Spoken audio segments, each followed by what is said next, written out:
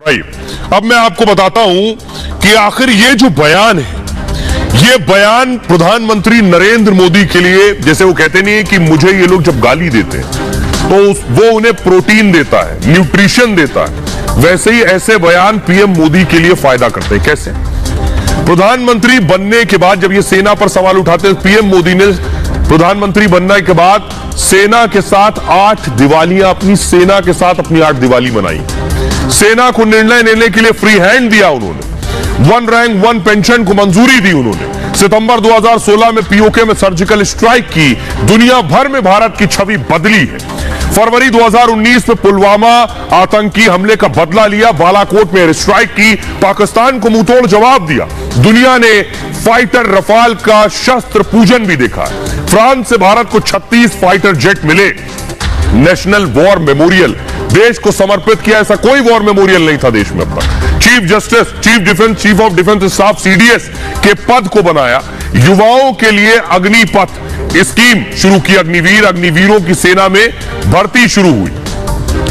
जब सेना पर बोलेंगे तो आप सबसे ज्यादा खुद का नुकसान करेंगे और मोदी का उससे फायदा होगा। अब कैसे? जब आप रामचरितमानस पर बोलेंगे तो विपक्ष और विरोधी खुद का नुकसान करेंगे। कभी अपनी धार्मिक पहचान पीएम मोदी ने क्योंकि छिपाई नहीं। काशी जाते हैं तो विश्वनाथ धाम में पूजा करते हैं, प्रयागराज में मां गंगा में डुबकी लगाते हैं पीएम मोदी, केदारनाथ की गुफा में ध्यान करते हैं जाकर, राम मंदिर के लिए शिला पूजन किया। जनवरी 2024 तक मंदिर का गर्भगृह भी तैयार हो जाएगा। काशी विश्वनाथ धाम को भव्य बनाया और काशी कॉरिडोर का निर्माण कराया।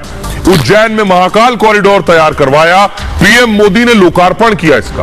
केदारनाथ धाम का पुनर्निर्माण किया और बद्रीनाथ धाम को भव्य बनाने का काम जारी है। सोमनाथ मंदिर कॉम्प्लेक्स का भी निर्माण कराया है। इसलिए राष्ट्र पर, सेना पर या फिर हिंदुत्व पर सवाल उठाने वाले विरोधी इसीलिए मोदी के सामने खत्म होने जा रहे हैं। ये मैं नहीं कह रहा हूं, देश के लोग कह रहे हैं, उन्हें सुनिए जरा।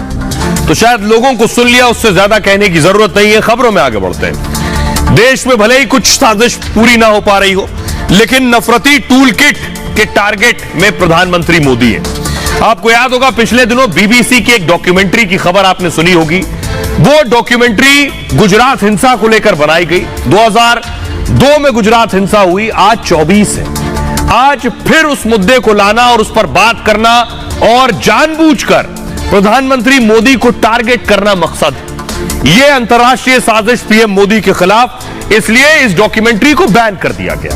देश में बैन हो गई, लेकिन उसके बाद भी कुछ विश्वविद्यालय यह चाहते हैं कि डॉक्यूमेंट्री दिखाई जाए और विश्वविद्यालयों ने डॉक्यूमेंट्री देख ली प्रतिबंधित होने के बावजूद। पहली तस्वीर दिखाई, हैदराबाद में अहमियत बढ़ाई। हैदराबाद में प्रोटेस्ट हुआ, हैदराबाद में वो डॉक्यूमेंट्री दिखाई गई यूनिवर्सिटी में। उसके बाद हंगामा हुआ, छात्रों ने प्रदर्शन किया, पुलिस के साथ धक्का मुक्की हुई क्योंकि ये बैन डॉक्यूमेंट्री थी और छात्रों ने देखी उसके बावजूद।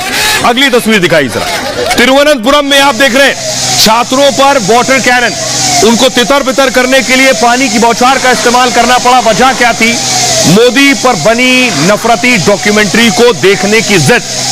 अगली तस्वीर दिखाई, कोची में प्रोटेस्ट हुआ, कोची में प्रदर्शन हुआ इसके खिलाफ। अगली तस्वीर दिखाइए, हैदराबाद में स्क्रीनिंग हुई। ये देख रहे हैं हैदराबाद में यूनिवर्सिटी की तस्वीर मैं दिखा रहा हूं, वहां छात्रों ने जबरदस्ती इस फिल्म को देखा है। अब आपको बताता हूं इसके पीछे की साजिश क्या है।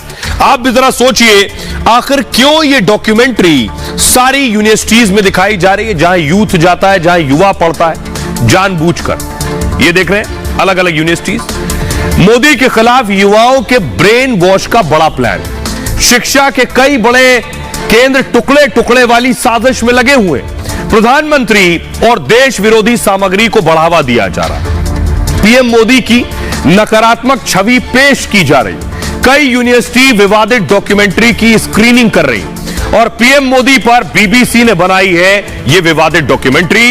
इंडिया द मोदी क्वेश्चन को सरकार ने बैन कर दिया है और यूट्यूब और ट्विटर पर ब्लॉक है ये विवादित डॉक्यूमेंट्री। बैन के बाद भी हैदराबाद में डॉक्यूमेंट्री की स्क्रीनिंग हुई। छात्रों के एक गुट ने यूनिवर्सिटी कैंपस में इसकी स्क्रीनिंग की। 50 से ज्यादा छात्रों ने विवादित डॉक्यूमेंट्री देखी है। एबीवीपी ने विवादित डॉक्यूमेंट्री की स्क्रीनिंग का विरोध किया है। एबीवीपी के कार्यकर्ताओं ने सड़क पर प्रदर्शन किया। उसके बाद दिल्ली के जेएनयू में भी डॉक्यूमेंट्री की स्क्रीनिंग होनी थी। स्क्रीनिंग से पहले दिल्ली पुलिस से शिकायत की गई है। विरोध के बाद जेएनयू में डॉक्यूमेंट्री की स्क्रीनिंग रद्द की गई। केरल में कई जगह विवादित डॉक्यूमेंट्री की स्क्रीनिंग हुई है। कोच्चि समेत कई शहरों में डॉक्यूमेंट्री को लेकर प्रदर्शन हुए। कांग्रेस नेता ए के एंटनी के बेटे भी स्क्रीनिंग के विरोध में हैं।